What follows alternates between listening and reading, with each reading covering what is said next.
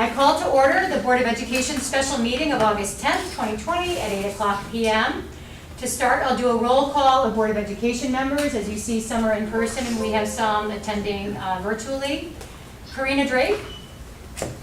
Present. Liz Flogel. Present. Nora Gatos. Present. Kathleen Holes. Present. Rachel Ruggieri. Present. Sean McAvoy. Present. Ken Schoberg. I see your name, Ken. Present. Oh, thanks. Jonathan Steckler. Here. And Margaret Stamatis. Okay, this meeting is being recorded and will be posted on our website. Members of the public have the ability to watch this meeting through a live stream on our Board of Education website and YouTube channel. Since this is a special meeting of the board, there is no public comments or reports. Obviously, there is a different setup here this evening. We will do our best to try to navigate through. Please be patient. If everybody can try to really enunciate through their masks, I don't feel like you're screaming, but I think we need that for the various technologies that are here. But if anybody can't hear anyone, please speak up and let us know. And also I apologize because this row right here, I can't see you very well. So if you have something to say, feel free to reach out or scream.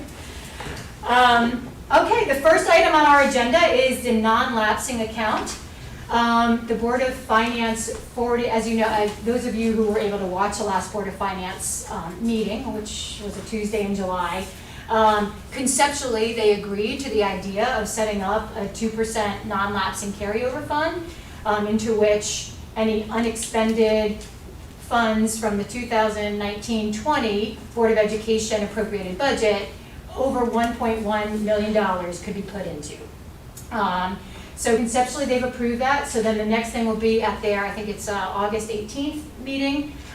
They will look to actually adopt the language that will help with the setup of that fund. So what we've given all Board of Education members is a draft of a resolution. So we don't need to go, I just wanted to find out if there was anything that you feel content-wise that has not been addressed in this resolution. What we'll do is we'll provide our comments back to the Board of Finance and they can make an adjustment. We can have any discussions that we need to before they vote on the 18th. Do I have any board members who have any comments on it? Go ahead, Rachel. The fourth bullet down, Yeah. it reads that all reimbursements and recoveries which the Board of Ed receives or expects to receive from any source for COVID-19 related expenses shall be taken into consideration as offsets to outlays in the final 2020-2021 fiscal year accounting of the COVID-19 account. I guess I would just like to understand the intention in which this is written. It seems very broad to me, especially the wording from any source. Two examples that I came up with, we're supposed to receive about $88,000 from the state of Connecticut. Would they view that as a recovery? I mean, I wouldn't think that they would, but is that what they're talking about? Maybe the language needs to be more explicit. What if we receive a donation? Great feedback.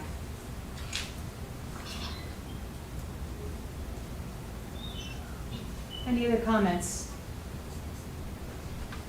I had one. I just wanted to make, I wasn't sure if this, as it reads, doesn't necessarily allow us, it doesn't prohibit us, but it also doesn't allow us to say that we might need to go back and ask for a special appropriation. I didn't want this to be exclusive to just, you've got the 2% account and that's all the additional money, because I think as we know, from, what meeting was it, last week? Thursday. Yeah, Thursday, that our anticipated expenses due to COVID, and in fact, the ones we've already incurred, are higher than what this carryover account will have in it. So there was some language I thought we could add, just to make sure that an appropriation could still happen, a special appropriation could ask for.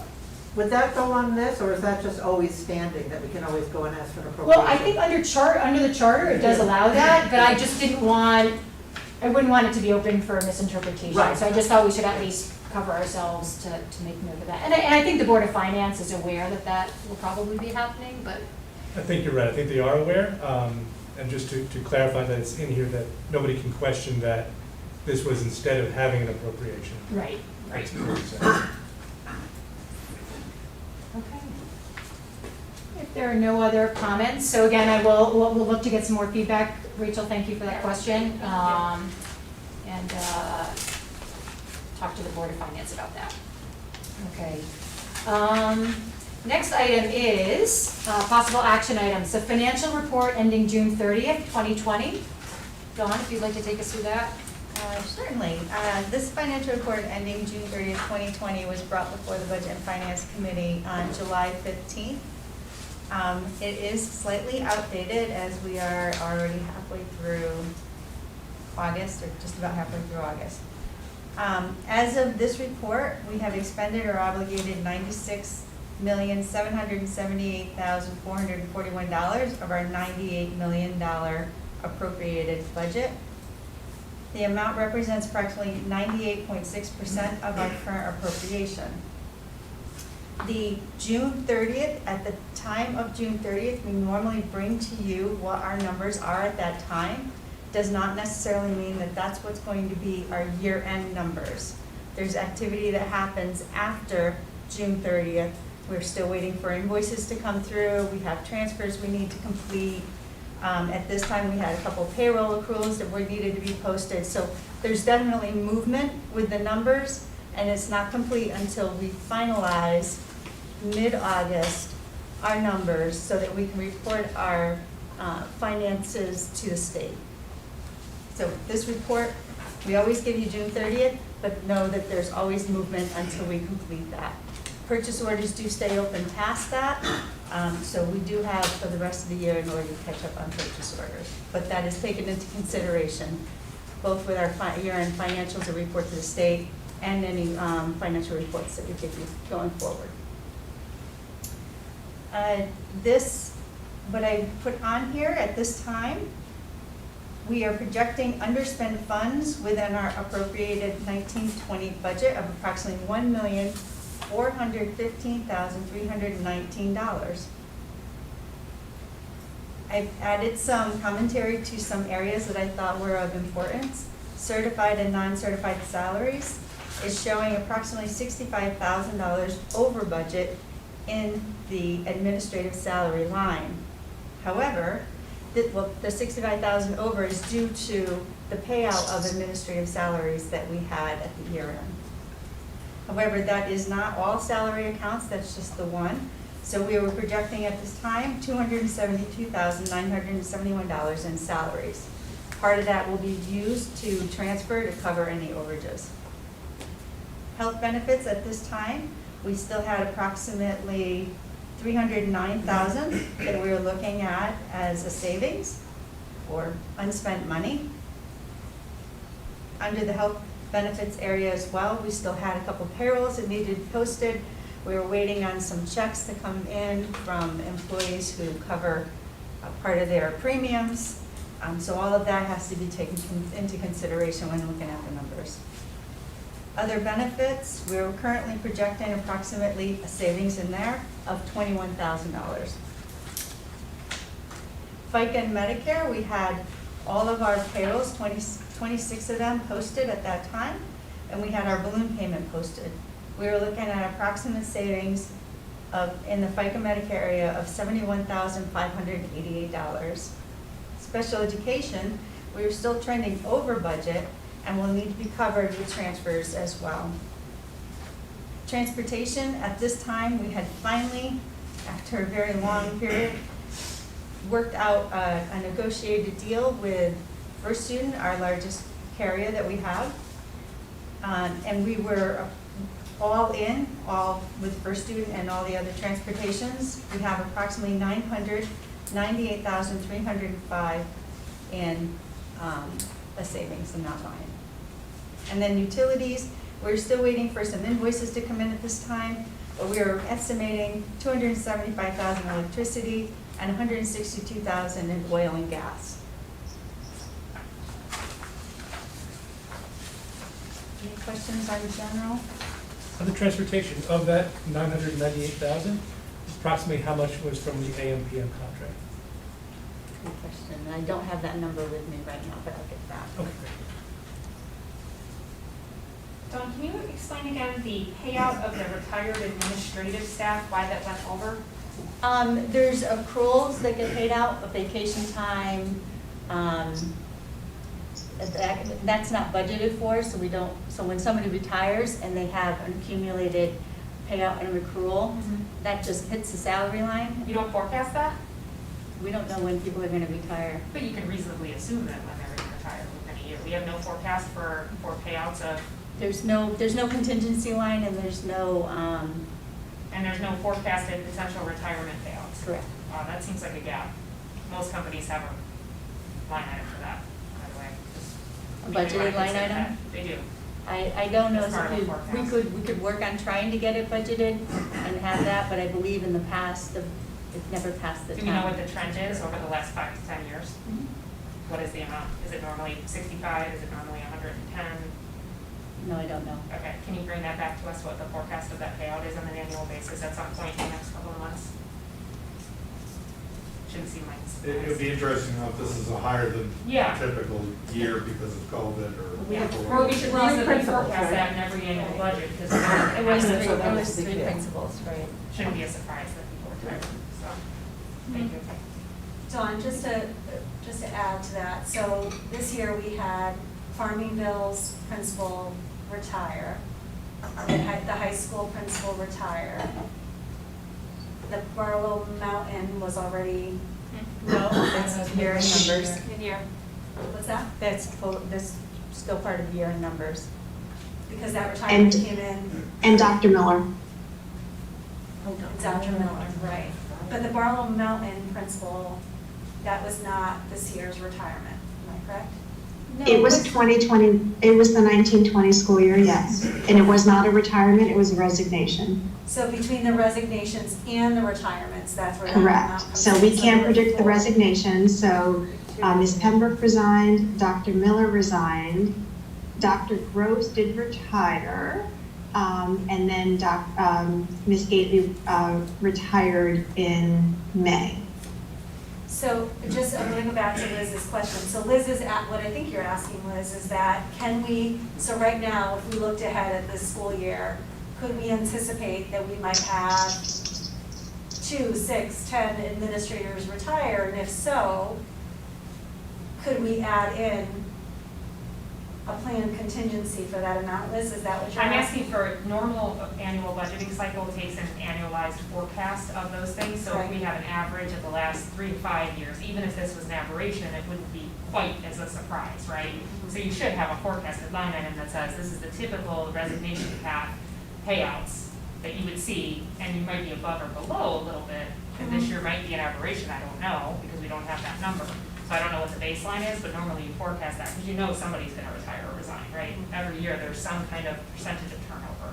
So you'd be able to have a forecast line item in your annual budget that said, this is planned for retirements and or resignation payouts. And maybe it's 100,000, maybe it's, because I don't know, it says 65 over, I don't know what that's over what. What was the plan number? Over the budget. Nothing? Over the budget for that one. Because you don't put it in at all.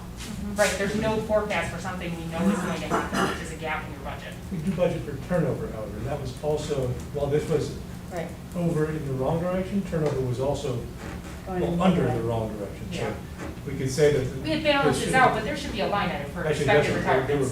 both bad choices. Yeah.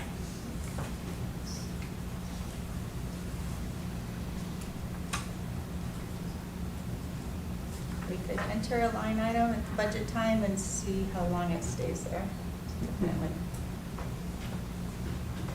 Because that was a decision, a conscious decision of some board in the past, is that right? To remove the contingency and. Well, contingency is They never different had a than contingent, it plan. was compensated it would be a compensated absence line. Yeah. Okay. The same thing would happen with long-time retired faculty, right? Yes. No, our teaching faculty, No, they go to the not- school, but they don't There's have no any payout. payout. There's no payout, so it's just the administrator's Oh. contract that does. Interesting. Okay, thank you. Because they don't have the vacation days. So it would be Oh, it's just that, okay, I thought maybe administrators, it Karen, was- correct me if I'm wrong, but it'd be all of the bargaining units except the teachers. So it's really hard to hear, but, so we only have a payout for our 12-month employees that have accrued vacation time. We do not pay out for sick time, it's only vacation. Our teachers do not get vacation time, so there is no payout for them. We do submit every year to our auditors our liability for our administrators if they were to leave. So that total cost that we would owe for any administrator is sent every fall to our auditors. That's great. We have the So we numbers. can't predict if somebody's gonna resign, but we do calculate that amount. And so just to, what I think you, Liz, you also asked for is the trend over 5 to 10 years. Yeah, I think it would be Right? interesting data to see Yeah. if this is an aberration or if this is For our not. administrator turnover, I certainly can give that to you. Okay. Thank you. I just have a separate question. Do we have any feedback regarding the special ed costs and how that's going to impact us? And do we have any indication of how that's going to be reimbursed on going forward, considering that we expect those expenses in the COVID world to continue to be moving up? Well, these current ones that we're looking at here will be covered with transfers of funds that we have in the budget itself, so. Other lines that are over will be transferred to cover these lines that have, other lines that we have a savings on will be used to cover these lines that have been spent over budget. So this isn't going to be part of any reimbursement or submission anywhere. These expenses have nothing really to do with COVID. They have to do with the special education students themselves, the number of students that came on board, the expenses of those students themselves. It has nothing to do with COVID, this particular overage on this account. Thank you. My only other question was, I believe we asked for, with the financial report, and I know you're busy, and I'm not trying to be a pain, a running list of COVID expenses when we get this report, just to have it as we go. I know we're getting those numbers, it's just clean, I know for me, I don't know about other board members, to have it in one spot, just to throw that out there. Thank you, Dawn. We can do that, we have it. We have it, it So- was actually presented at the last board meeting. Wasn't it the last board meeting? Not I know that you're giving it to us, I'm just asking if it's with this, just so we can keep the financial reports together. Just Certainly. for me, that's just easier, I don't know if all the board members feel like that, but that's kind of how I keep my records. I Okay. concur. I think That would be good. That's Yeah. fine, We can do that. Yep, absolutely. It'll help with appropriation too. So just to be clear, you want that each month when we have our financial report, right? Yes, I'm not speaking for everyone, I think Liz said yes too. but that would be very there were a helpful. lot of Yeah, ones. yeah, I think, Yep. yeses.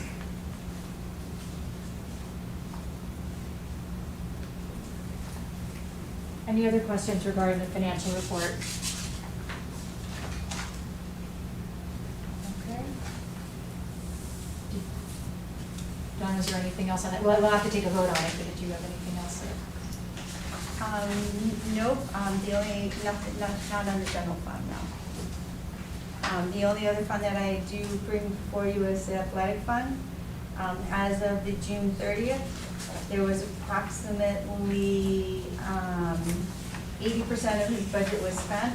Again, he's in the same, the financials for the athletics is in the same situation as general fund. There's invoices that haven't been completed, purchase orders that need to be looked at, may possibly closed out or not, final expenses and transfers and what needed to occur. But at this time, when this report was run, it looked like there was approximately $162,000 in fund balance. He's estimating that it would be about $115,812, which is showing about $46,000 more than what he anticipated.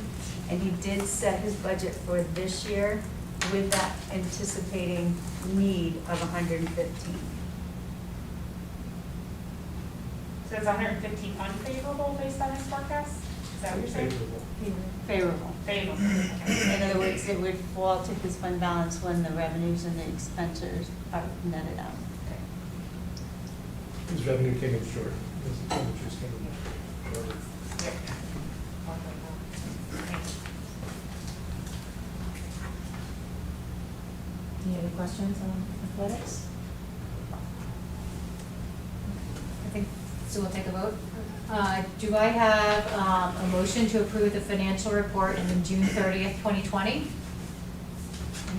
Sure. I move that the Board of Education accept the financial report ending June 30th, 2020. Do I have a second? Kathleen? All those in favor, please raise your hand. Ken, are you there? Oh, he's freezing. Ken, do you approve the financial report ending June 30th, 2020? Yes, I do. All right, unanimous, thank you. 9-0. Okay, moving on to our next agenda item, which is memorial for deceased employee. The board will remember that at the July 22nd board meeting, I believe, a group of teachers spoke to us about their desire to plant a tree in memoriam to Diane Caggiano, a former art teacher at Barlow Mountain Elementary School. Under policy 1180, we're required to vote on that. So do I have a motion for the Board of Education to approve the request from members of the community who wish to contribute the planting of a tree at Barlow Mountain Elementary School as a memorial in honor of Diane Caggiano, an art teacher in the district for over 30 years? Anyone? So moved. Oh, Liz, And do I have a second? That's right, that's why I read it, so so Liz made the motion, do I have a second? Oh, sorry, Jonathan. All those in favor, please raise your hand. Oh, I'm sorry, discussion. No discussion, okay, raise your hand, sorry. All those in favor, raise your hand. Okay, unanimous, thank you. Thank you very much to that group of teachers, that's a beautiful idea. Okay, the next two items on the agenda are pretty much are interweaved. I will turn this over to Karina Drake, who is the chair of the policy subcommittee, because we spoke about this, but I guess we can talk about the packet itself, Karina, first, and then if there are, if it seems like we want to, then we can talk about the opportunity to be able to suspend the bylaw that requires a second reading before we adopt the packet. So if you'd like to take that away. Sure. We met last week and we looked at this packet with Dr. De Silva's direction a little bit. We decided to look at it as a whole packet and to vote on it as one packet of these COVID related policies, first of all. And then we would want that to be ready to go, voted upon, and whatever the staff needed in place for the start of school. So we wanted to be able to do that in a timely manner, knowing we only have a short window. So that is the reason why we were seeking, I believe we were all on the board when Dr. Paddock spoke about this, that we could do this, suspend the second read like this, and vote on policy if we needed to, which in this case, it's come up that we would need to do that. So I'm glad she covered that at the time. Anybody have questions?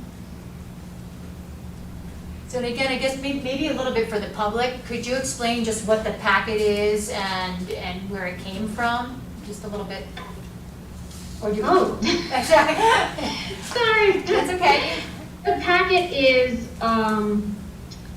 it's for all of the policies in the packet in front of our board members relate to COVID related policies.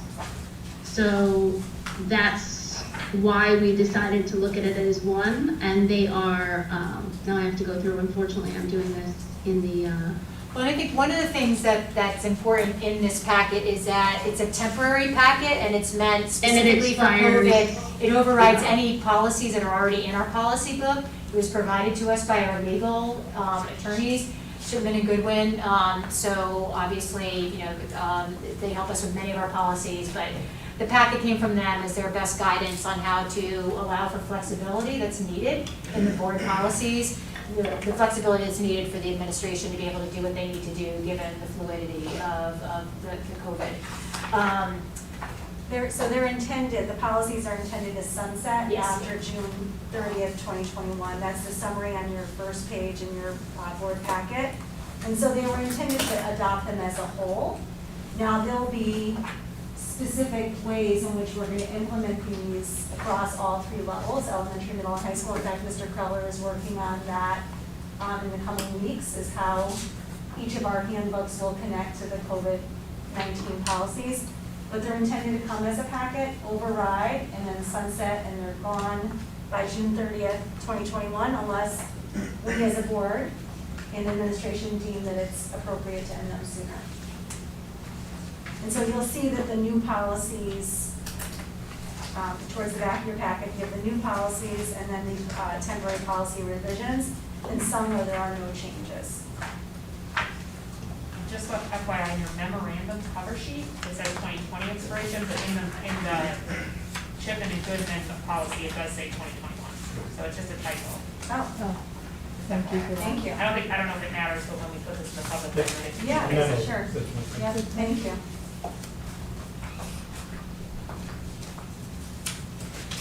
So I wonder if the, you know, if we want to go through, if any board members have questions specifically on any of the policies that are in this packet, and we can, is that the best way to kind of go through it, Karina, do you think? And then, Yeah, and we did change, I'll let you know, there was only one small change Ken suggested was in wording that the, I'm gonna call it distance learning would be provided, you know, by our district. That was a one little word tweak that we did in the whole packet. So that's in policy 16, Yes. towards the end of the page 2.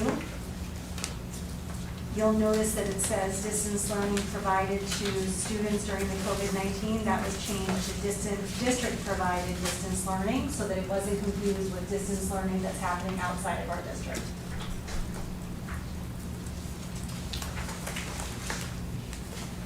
I think one of the things that Shipman said, you know, in terms of adopting this temporary packet was that it will also, in that, it'll be a literally at the end of like our policy, if you imagine our policy book and stuff, 9,000 is the last series. This is a COVID-19 series just in and of itself that exists in the back of our policies.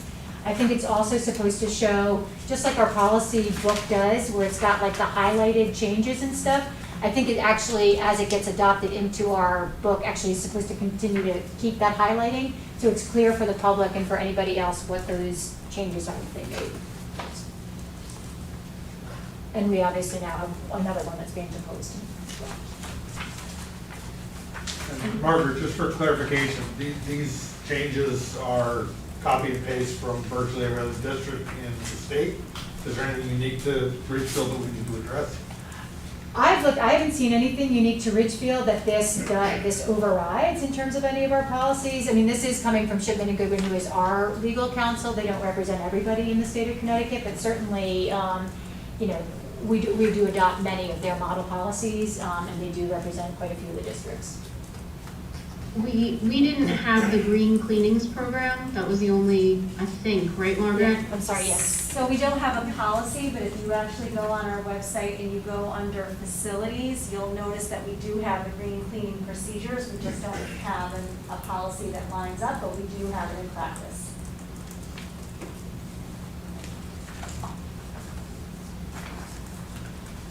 And quite a few of these policies are purposely kept broad because the understanding is, especially in this time where there needs to be such flexibility and fluidity and quick reaction, a lot of it is meant for the administration to develop regulations or protocols or handbooks that support those policies. But again, the idea is that our policies are broad enough to allow them to have that flexibility during this time.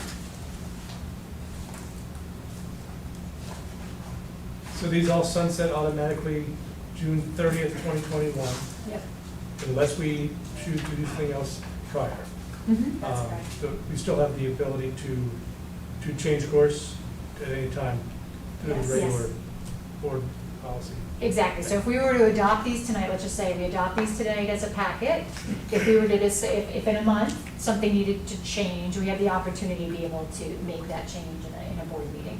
And I think actually, Dr. De Silva mentioned, some new policies might even be coming from Shipman. Again, as this is a fluid situation, there might even be more that they're recommending to us to add to this COVID-19 packet. But if we adopt these tonight and then we do nothing with them, They July go away. 1st, 2021, they are not in. Correct. Correct. And if we don't adopt them tonight, they will now be in place for when school begins, right? Right, our next meeting is August 24th, which would be that would be the second read of these, and we could adopt them at that, but Got we it. just felt that that was too close, because it's Yeah. a couple days before the start of school. I wanted to put that in a linear perspective. Yes. Thank you. Well, and especially, I think Dr. Silva mentioned that Mr. Kreller is going to be working on handbooks that tie into these policies, so that work can be happening over the next 2 weeks if we, fast track, I guess, the approval on this, if everyone's comfortable with that. So if we have questions about a specific Yep. set of language that may need more detail in terms of the practical implementation of policy, and I'm specifically talking about busing, right? We're already asking parents to opt out, but there's no real plan for that, it seems like. It's like, oh, opt out, we're gonna drive them. That's something you're gonna deal with on the practical handbook on how to implement that. Because it says, we're gonna request that eligible parents, for the policy, if you just take it as face value, we're gonna request that parents volunteer. There's no criteria for that, there's no 72-hour notice for that, it's not actually in the policy that a parent has to tell us in a certain amount of time. Correct. So that actually concerns me a little bit, because you don't want that to happen on a daily basis and get into a situation, right? You want some kind of notice process. So practically speaking, so we'll take this policy, practically speaking, we'll ask that parents notify us. I think we actually asked for a week Yeah. for bus and 72 hours for the temporary remote learning change. But let's just say that a parent, reasonably speaking, could not do that. Yeah. They need that bus transportation tomorrow. We're gonna work very hard to get that change made. But by us putting some practical steps in place for our Yeah. families, it allows us to not disrupt the entire district. Well, that's why I was wondering if we could put something like that in the policy versus in that, and that's the one that, out of this whole packet, and I wouldn't hold out the packet approval as a result, but I do think that that's one that actually, we should consider more limitations in the policy, so that you have some predictability, because that is such a disruption to have that kind of thing, so just something to consider, and there's a huge cost implications there as well, so just something to consider as we go through this, but again, I'm not gonna, that one's so broad, that I think it also opens us up where we may wanna reconsider maybe post-school starting, see how it goes, and if this becomes a problem that we wanna put on the radar screen to monitor the data there. Thank you.